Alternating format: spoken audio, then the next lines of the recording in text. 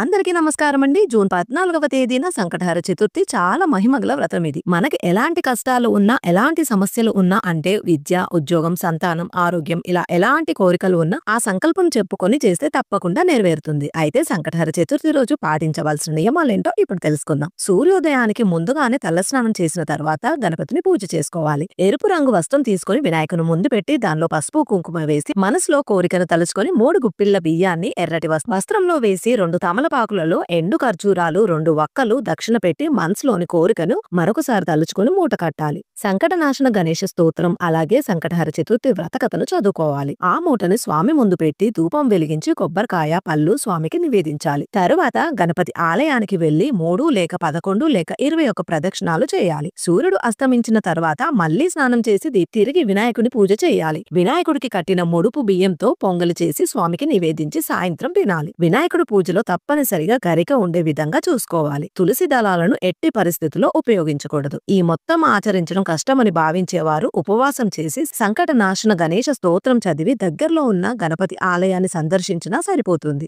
ఉపవాసం కూడా చేయలేని వారు కనీసం 4 సార్లు సంకటనాశన గణేశ స్తోత్రం పఠించడం ఉత్తమం.